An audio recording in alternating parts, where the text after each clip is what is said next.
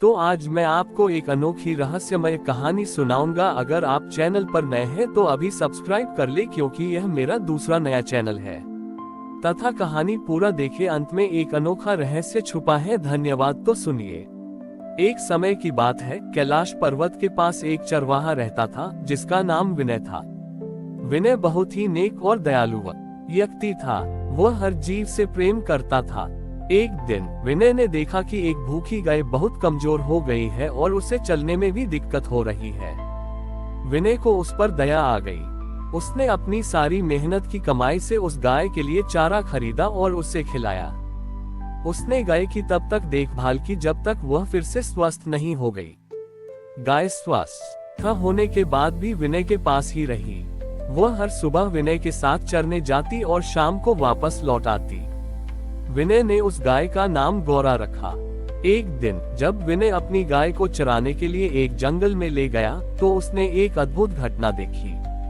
जंगल में एक बहुत ही सुंदर और विशाल बैल बैठा था, जिसके शरीर पर कोई निशान नहीं था। वह बैल अपनी जगह से हिला भी नहीं रहा था। विनय ने उस बैल को देखा और उसे लगा कि यह कोई साधारण बैल नहीं है। विनय ने बैल के पास जाकर उसे प्रणाम किया। बैल ने विनय को देखा और कहा, विनय, तुम एक सच्चे सेवक हो। तुमने अपनी गाय की निस्वार्थ भाव से सेवा की। क्या तुम जानते हो कि मैं कौन हूँ? उद्धरण चिन्ह। विनय ने कहा, नहीं, मैं नहीं जानता, पर मुझे लगता है कि आप कोई साधारण बैल नहीं है। बैल ने मुस्कुराते हुए कहा, मैं नंदी हूँ, शिव का वाहन। मैं यहाँ तुम्हारी परीक्षा लेने आया था। तुमने अपनी गाय की सेवा करके ये साबित कर दिया कि तुम एक सच्चे भक्त हो।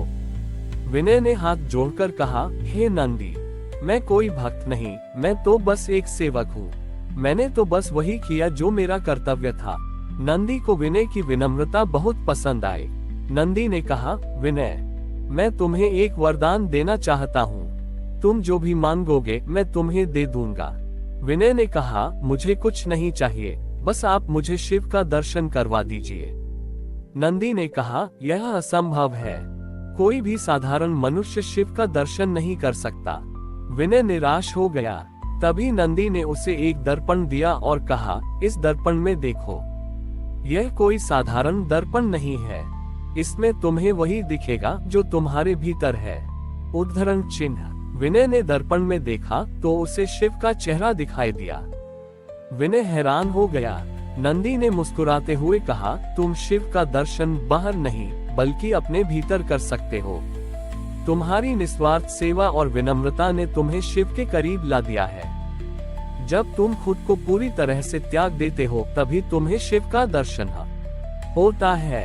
इस कहानी का सार यह है कि शिव का दर्शन बाहरी पूजा पाठ में नहीं बल्कि निस्वार्थ सेवा और विनम्रता में छिपा है। विनय ने नंदी के दिए हुए दर्पण में शिव का दर्शन किया तो उसे अपने जीवन का असली सार समझ आ गया।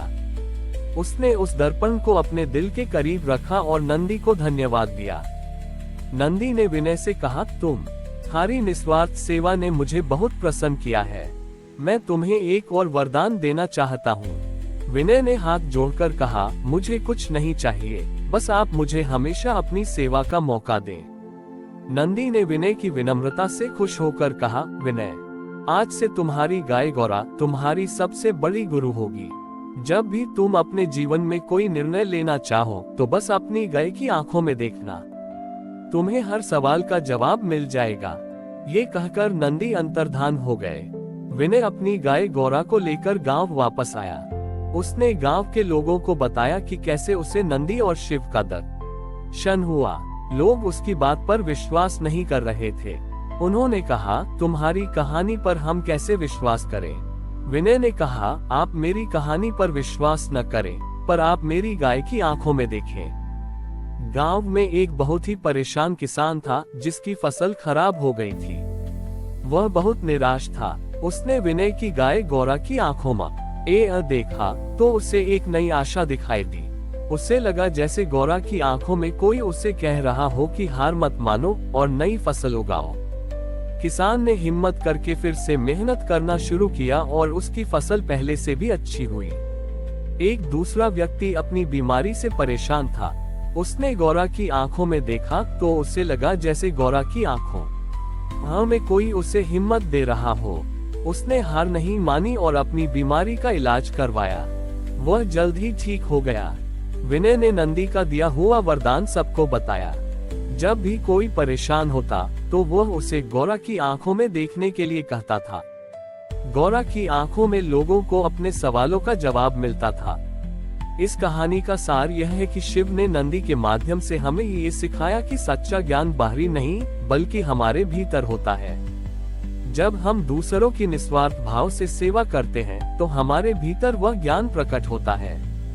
महादेव ने कथा को आगे बढ़ाते हुए कहा, पार्वती, नंदी के वरदान के बाद विनय का गांव एक तीर्थ स्थल बन गया। लोग दूर दूर से गौरा की आंखों में देखने आते थे ताकि उन्हें अपने जीवन के सवालों का जवाब मिल सके। गांव के लोग अब अपनी समस्याओं के लिए इधर उधर भटकने के बजाय गौरा की आंखों में देखते और अपनी अंतरात्मा की आवाज सुनते थे। एक दिन एक बहुत ही घमंडी और स्वार्थी राजा उस गांव में आया। उसने सुना था कि गौरा की आंखों में भविष्य दिखाई देता है। राजा ने सोचा कि अगर वह गौरा की आंखों में देखेगा तो उसे अपने दुश्मनों को हराने का तरीका पता चल जाएगा। राजा गौरा के पास गया और उसकी आंखों में देखा। उसे अपनी परछाई के अलावा और कुछ नहीं दिखाई दिया। राजा को बहुत गुस्सा आया और उसने विनय से कहा, तुम्हारी गाय एक ढोंग है, इसमें कुछ भी विशेष नहीं है। विनय ने विनम्रता से जवाब दिया, महाराज, गौरा की आंखें वही दिखाती हैं जो आप में है।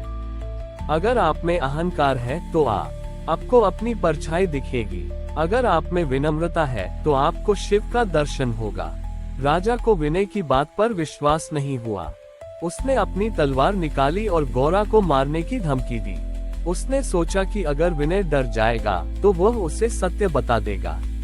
विनय ने कहा, महाराज, आप इसे मार सकते हैं पर आप इसकी आत्मा को नहीं मार सकते। इसकी आत्मा में शिव का वास है। तभी एक अद्भुत घटना घटी।